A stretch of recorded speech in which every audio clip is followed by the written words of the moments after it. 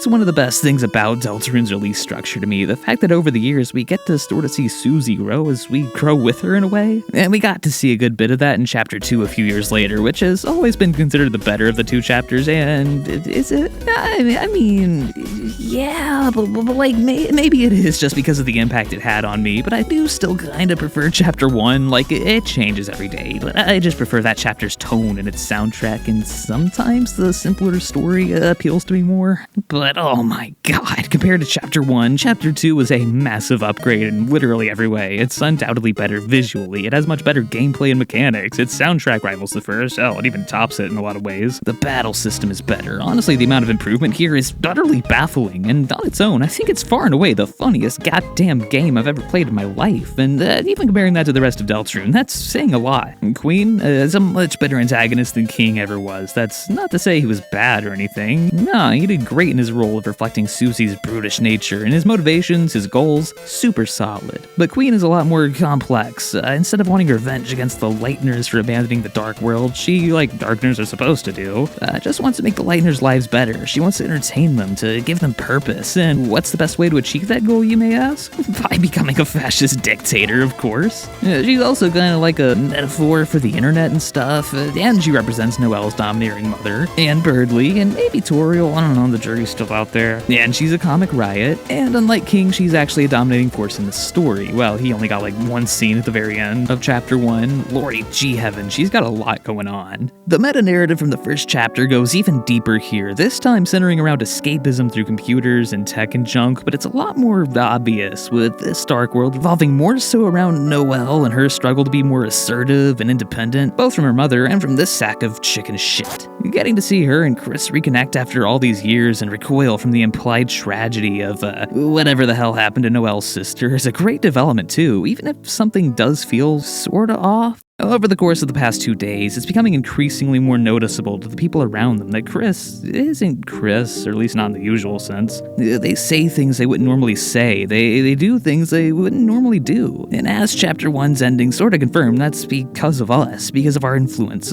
because of our control over them. This isn't like a lot of RPGs where the protagonist is more or less a player insert. No, Chris is their own autonomous person with their own feelings, their own likes and dislikes, their own experiences that we've almost completely overwritten, that we've taken away. And unlike a certain Nika one-shot who takes that shit in stride, Chris doesn't really like being controlled by us, by the player, despite seemingly not having much of a choice, but that makes you wonder, just how far can your control over Chris go? The game gives you an inch, is there any way to take a mile from that? That was something Undertale was so well known for, the control you had. There were multiple different endings you could reach based solely on what actions you chose to take. But this game set up that no, there's only one ending, and your choices, no matter what you do, don't matter. I mean, you can't even kill your enemies here. And that's something Chapter 2 handled brilliantly in its notorious weird route. A sort of spiritual successor to Undertale's genocide route, which saw you track down and murder every single enemy in the game. See, there was just this certain magic in genocide, as weird as that feels to say. Maybe not magic, maybe atmosphere, maybe feel, but the game virtually threw everything at you that it could, so for the love of God, maybe you would stop playing, maybe you would give up, maybe you would delete your file, or at the very least turn back and reset and play the funny little innocent game Undertale is supposed to be. It tries to scare you into quitting, it tries to guilt you for what you've done, it tries to frustrate you with this behemoth of a battle, it tries to bore you to death, it tries to disappoint you, it even throws this effing guy at you as a last resort, but no matter what, you keep going because you have to know what happens, because you have to do it all, to take it all. And it's a real masterpiece. Except for the fact that it's also like a real bitch in the ass to play. Like you've got to grind endlessly through this world, now rendered empty and boring and lifeless to find and kill everyone, and it's a real chore. But hey, that was the whole point. It's not supposed to be fun to play through this route because of your actions. All the charm of Undertale has died, and it does a phenomenal job at making you feel like just an absolute scumbag for killing the underground. It's a hauntingly amazing artistic experience, all about exploring the grind set mentality in gaming, and I didn't think there would ever be any way to follow up with that. And then Deltarune went and said, hey, you think that's something? Look at this. God. The weird route is in every way a worthy successor because it just feels so wrong. Like, yeah, the genocide route made you feel bad, but it still felt like an intended part of the game. But the weird route, that felt like something you flat out weren't supposed to do. A boundary we're breaking through, a bug in the system, a crack in the surface of this artificial world. And maybe that's because this was a totally hidden feature, but I think the very nature of what you're doing is what makes it feel that way. You've already taken Chris's autonomy. They're essentially your slave now, but they can still emote and express themselves to some extent. But the weird route is about throwing all of that completely in the dumpster and using Chris and their bond with Noelle to remove her autonomy, to transform her into this numb, empty killing machine, since she's the only person in this world who can actually kill enemies due to her ice power stuff. It's genuinely horrifying to see this pure, innocent person slowly become addicted to the newfound allure of getting stronger through violence, to see her stop questioning these terrible demands she's given, to see her ignore her very conscience by suppressing the awful memories of what she's done, of what she's doing, and to see her traumatized in the light world as well, holding on to any scrap of evidence that could let her believe it was all just a dream, a fleeting nightmare.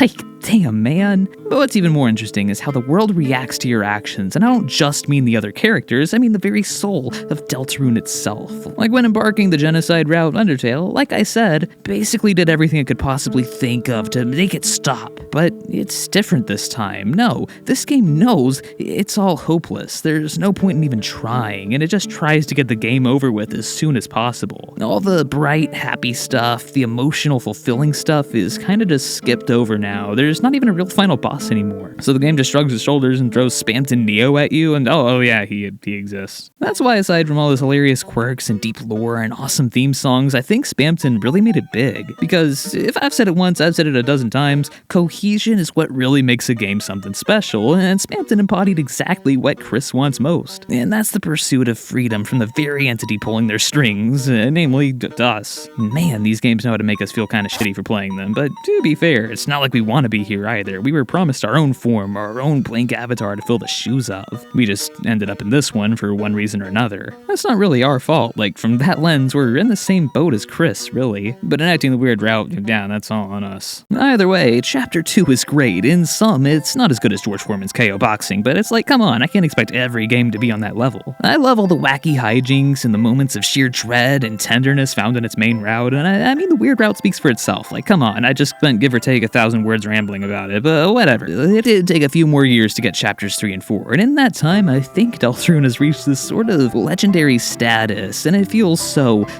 right to see this game get all the attention and love it deserves, with even Nintendo flaunting it as a big-time Switch 2 launch title.